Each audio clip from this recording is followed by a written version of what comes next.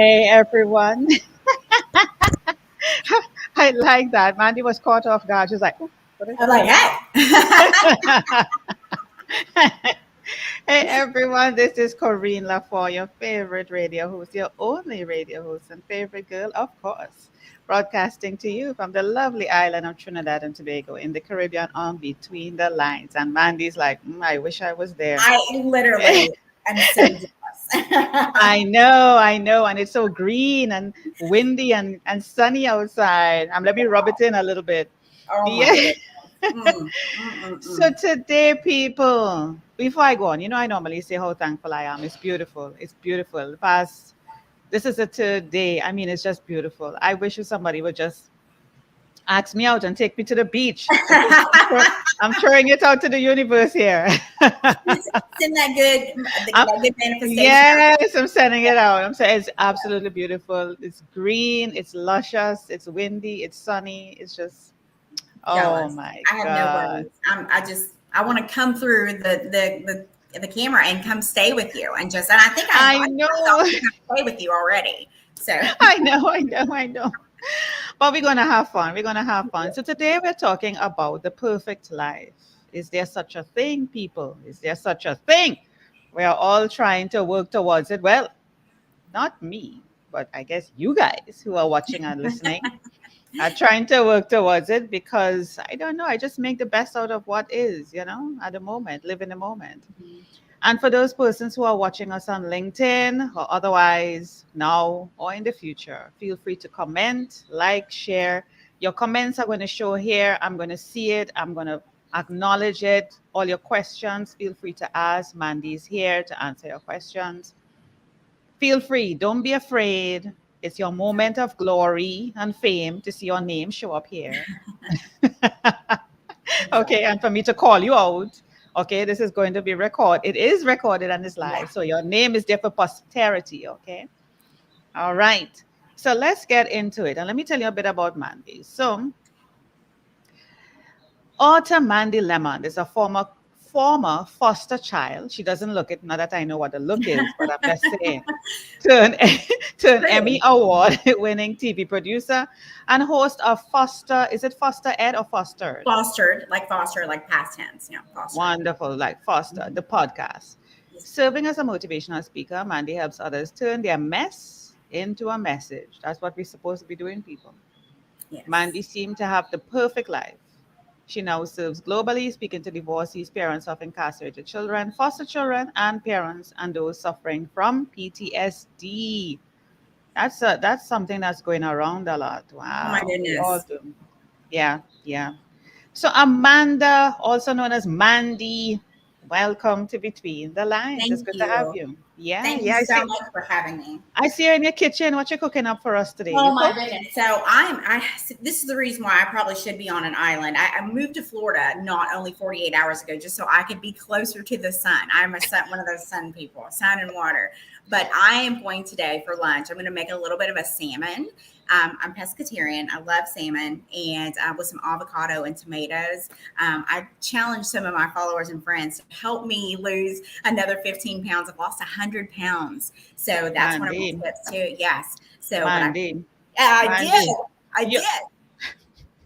man, Mandy, that's the infamous question and help we always reach out. Help me, help me. I will. I'll be back on and we'll do something just on fitness and things of And that nature. can I tell you that I too am a pescatarian. I don't eat meat. I will eat fish and seafood. So what you just said there, I'm coming over. Yes. Yeah. Hey, actually, I'll cook when I come see you. No, no, no, no. As a matter of fact, I'm not coming over because here's much, much better weather conditions wise than you. So Yes, you need to come over and I bring all will. that. Trust me, I'll look at flights. You So, see, we are having so much fun, people. I know. So, I feel kindred with you. of course, and we should be. We're sisters. Yes. Hello, hello. Yeah. Absolutely. So, Mandy, the perfect life. Could you describe the perfect life for us, please? Well, to the outset of everyone, I had the perfect life. And it's true. I did grow up in a children's home. I grew up in an orphanage. My father brutally murdered my mother when I was 7 years old and stabbed me 13 times as well. So I have scars. So You I'm don't not, look it. You no, don't look it. I'm not what I look. I don't look like what I've been through. So I And live. and why are you alive? Why are you I'm here? alive. I have a purpose. I have something. there's something there because my mother saved my life that night. She pushed me out onto the roof of our second story apartment. All the while my dad was stabbing me and stabbing her. And when I did, so she passed. She died that night, saving my life. So sorry, that always touches my heart when I tell that story because we're coming up on Mother's Day and it's always very hard for me. So, Yes, yes, yes, Mandy. yes. My mother died saving me. So when I was 7 years old, and then I ended up. No one. I'm just going to be completely transparent with you. I was biracial in Eastern Kentucky, and no one wanted the little black girl whose dad had killed their white mother. So I was sent away to. I know this sounds so terrible, but it's all true. It's all true. So I was sent away to an orphanage in Eastern Kentucky. And nowadays, children, or most times, children in care only live or in foster care Mhm, max 14 months. Well, I was mhm. there for almost 12 and a half years. So I literally aged out. So that's one of my platforms as well, but we'll talk about that in a moment. But I literally aged out and went to college at 18 with $5 in my pocket. You're And rich. Let's start off with that. You're rich. yes, yes. $5 rich. Yes, but well, $5. Yes, I was thinking, and my aunt at the time, my biological aunt, she did buy me a pack of bologna, as we call it over here, and a thing of light bread. And I remember standing there in my dorm room, thinking to myself, "What am I going to eat for the next 4 years?" So that tenacity that I've always had, I dug deep and just asked a couple of people, and the next thing you know, I had a job at the library. I had a job at a local hotel, and then I found favor and became a residential assistant. So I got free room and board as well. Can't make this up. You So see and how then God is good? yes, Romans 8:28. I keep it up there, and I've got it on my Jeremiah 29:11 on my wrist. But I ended up graduating from Eastern Kentucky University. Go Colonels! But while I was in college, I did an internship at a TV station in Lexington, Kentucky, the NBC affiliate. And a reporter just quit, and I got the opportunity the next day while I was in college to be a TV reporter. So that's super cool. Here I am, 21 years old and in a top 50 market. So I thought that was fantastic. But with that said, I married one of the local news anchors. So we're kind of this little celebrity couple, if you will. Of course. Fast forward, we found out that we could not have children. So we did what was natural to us and we adopted. We adopted my son, Michael. And he is now 18 and he's not 19. I'm sorry, 19. He's incarcerated right now for a horrific crime, which goes back to that. You think you have the perfect life. So we lived in in Kentucky, I have a $500,000 home with a pool and a Mercedes, and I'm thinking everything is going great. And then I find out one night, about a year and a half ago, that my son, Michael, the one I was speaking of, had been involved in a drive-by shooting. And he was selling drugs, was involved in a drive-by shooting. But with that drive-by shooting, he shot into the wrong house, and blinded a then 5-year-old. That child now has no sense of smell, no sense of taste, nothing of that nature. And so my son, Michael, my foster adopted son, went on the run, which caused a major, my life has been people coming and going. So it caused you're like, Grace, like, what is going on? So it caused a major emotional meltdown. And I'm giving you the Cliff Notes version. So my marriage of almost 20 years, we dissipated. We divorced, and we have a younger son who is still at home. So I, in a span of about 6 months, lost my $500,000 home, the car that I had. I remember waking up at one point in a hospital because I had to be hospitalized because of my post-traumatic stress disorder, and thinking, what is going on? Why am I here? God, I went through so much as a child. Now, why is this happening to me now? But that goes into turning your mess into your message. This is alcohol, people. Just to let you know. Don't be confused by the dangling tea bag. This is alcohol. Trust me, we'll take a virtual cheers. So, no, I don't look like what I've been through. I was sitting at, we own a restaurant, or my ex-husband now owns a restaurant in Lexington, Kentucky, but it was mine at the time. And I remember sitting there one night with a gentleman who was a high level college football coach. And he said, I bet you had a very great upbringing. Your father, I bet, was always doting on you. And I looked at him and I said, what if I told you I was an orphan and I have no family besides the people that are sitting here at this table? And he couldn't believe it. You don't have to look like what you've been through. You don't. You don't have to carry that countenance. You don't have to carry that weight. You don't have to carry that pain. Don't cry. It's hard. It really is. Amanda, just yesterday, I was talking to someone.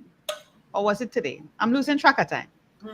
You know, when you're drinking, you kind of lose track of time. But okay. Anyway, right? But what I said to the person, you know, growing up, you would look at couples. You're single. I mean, I'm single, right? So I'm single you're looking now, at, single. And you're looking at couples and you're like, oh my, they look so happy. Look at them. You know, you see them all, they're going to dinner. They're looking just so like the perfect, you know, and they're holding hands. He's kissing, hugging, touching her. And you're looking at that and you're like, gosh, I wish I had that. I would like to have a man like you, or I would like to have a woman like you know? Yes. Until you realize, you know, as you get a little bit older and you realize it's a facade, it's a pretend. And behind all of that, Amanda, it's chaos, it's toxicity, it's hurt, it's pain. But they're putting on this thing for everybody to feel. And I'm like, why? Yes. You're living a lie. Why? Why put yourself through that?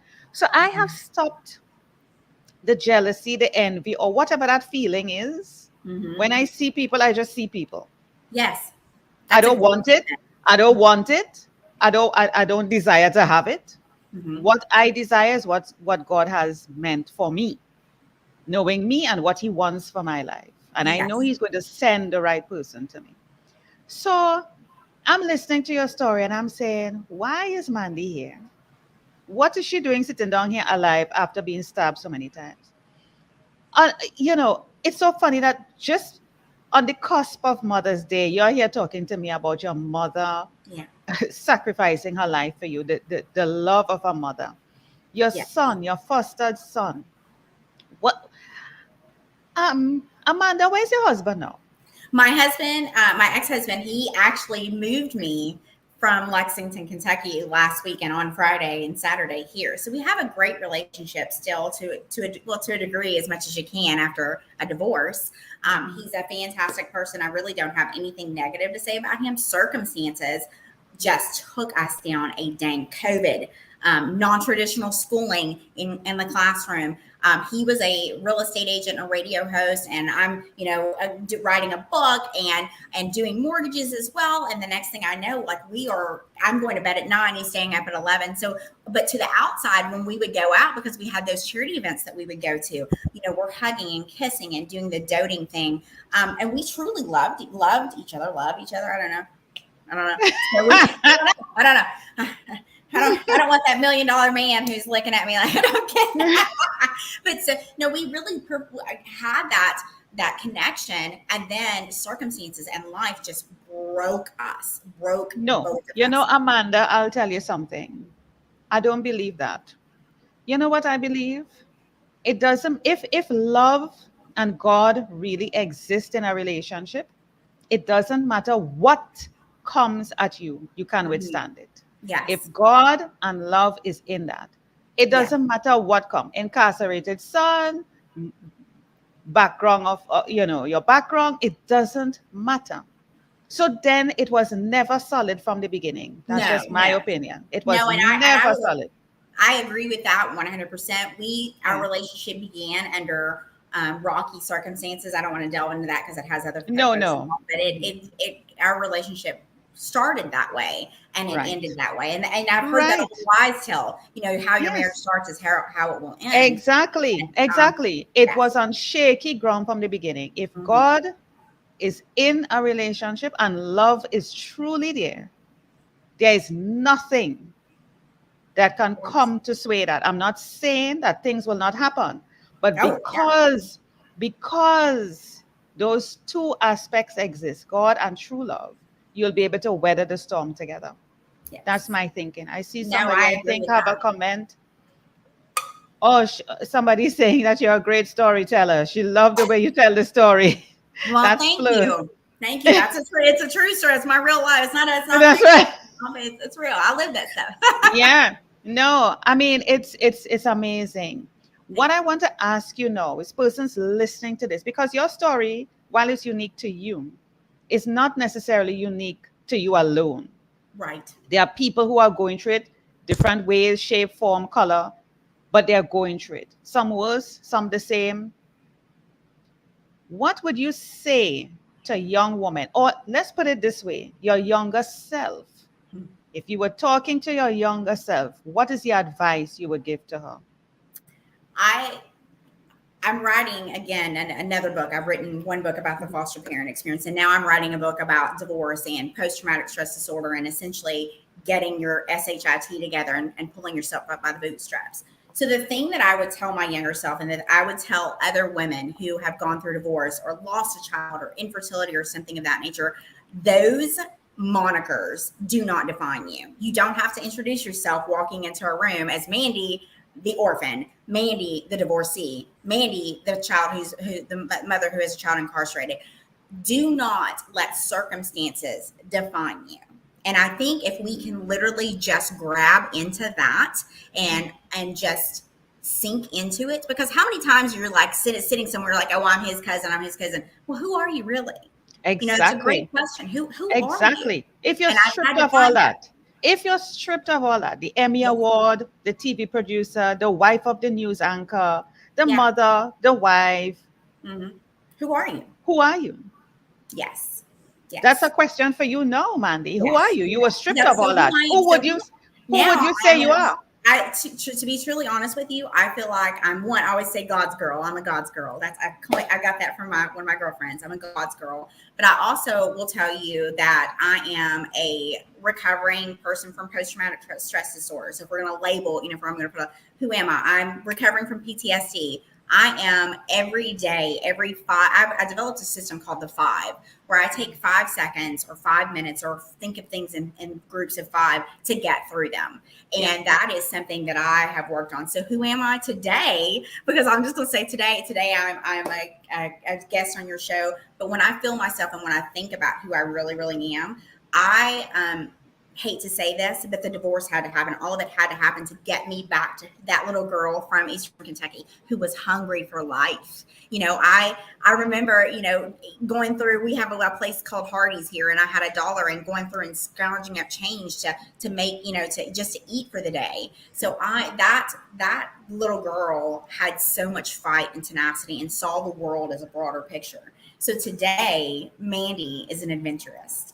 She loves adventure. She loves to write. She is forgiving people for hurting her. So that is, if I'm labeling myself, that's who I am today.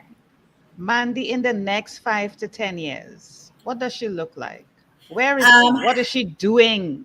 She is a New York Times bestselling author. That's who she is. That's who, and an Amazon bestseller. She has a great, yes, and she has a great podcast. She is a motivational speaker, speaking worldwide to audiences just like yours, and gonna make me cry. To audiences like yours, and just sharing that you don't have to literally lay down and die. There is something, just think about that when you were a little girl or a little boy, whoever's watching this, and you had that moment where you were like, okay, I'm winning this game. You may be placing against a giant, but there is something in all of us, that survival. And that's why we call it fight or flight. It's there for a reason. It's innate in us. So if we can just grasp and hone and develop that fight or flight system, and like I said, with the five, take it for 5 seconds, take it for 5 minutes, take it for 5 years, and you said, where and literally sometimes I'll be honest with you, I hate traffic, so that 5 comes in real quick. Okay, what 5 things are good that I see right now? So that's what I do. And then 5 years down the road, 5 months down the road, what will be good out of this? And it's so Yeah. hard sometimes to think, I'm divorced. I just packed everything up and I'm living in a half of the size that I was, but something good will come from Yeah. this. Amanda, I want to take you back. We're kind of going back and forth, back and Sure. forth. The lifestyle, the perfect life. Yeah. Emmy Award, married to the news anchor. You know, it reminds me of being Mary Jane, that series. You know, she has Yes. it all up in there on the billboards. Everybody knows her when she goes out, the charity events, etc., etc. And now all of that is removed from you to a simplistic life. When you look back at that life, what really mattered to you at that point? What made you soak up all of that, whatever? I don't know Mhm. what it's called, but what made you live in that time, in that moment, and felt, oh, I am all that. I Yeah. got this. Yes. Tell me, So what? in that moment when I was living that lifestyle, and it's ego. It's your ego. It feeds the beast every day because you're checking Twitter, who liked my post, who liked my Instagram, who did this, which we all do that now.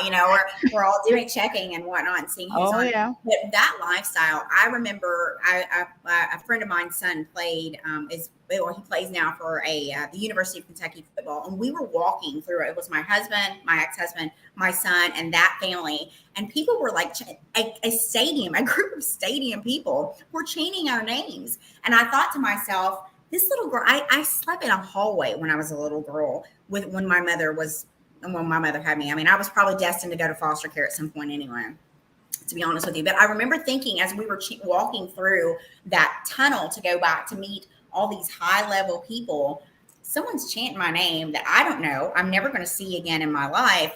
And I literally think God humbled me, to be completely transparent with you. I think God stripped it all because like you keep saying, I have a purpose. God stripped me of all of the exterior things so that I could become again his vessel, and to be just what the universe manifest. And I'm really into manifestation. I believe in it totally. I'm really believing that. But I think God stripped me of that situation because he has a greater purpose, and my purpose. And I, no offense to my ex-husband, I run with a big crowd in Kentucky. There's that song, all my friends are famous. Well, they kind of are.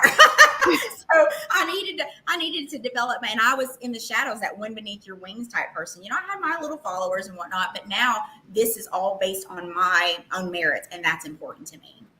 The friends that you had then, where are they now, Mandy? Still here. Still here. My two, you'll make me cry.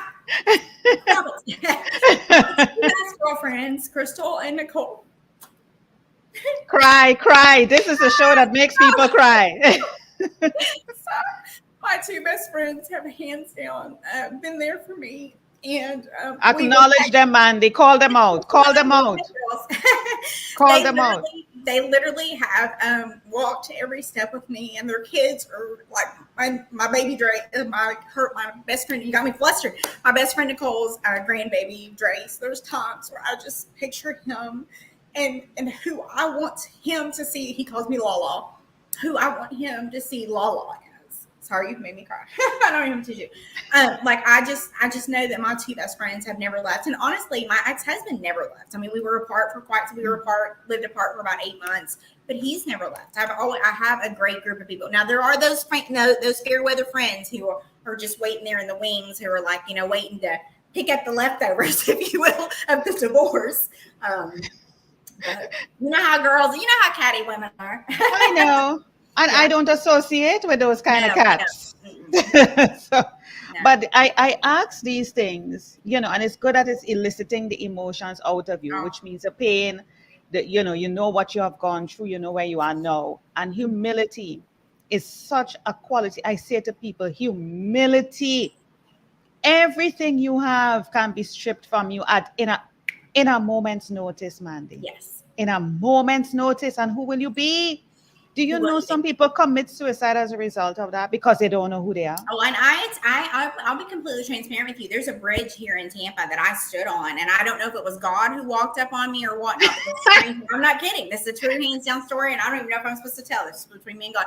I was standing on a bridge here in Tampa, Florida, and in December of this past December, and I was like, okay, I can't do this. I can't live this life anymore. I'm not okay. This is not going well, and I was standing there. I had nothing. Well, in my mind, I had, you know how you think. You have nothing. Yeah. And a man walked by me and he said, "Don't you do that. God has a purpose for you." I mean, I could have been just looking over the bridge. I could have just been standing there because it's a huge area. I could have just been, but he literally said, "Don't do that. God has a purpose for you." And I looked at him, and then I went and then I got on the right.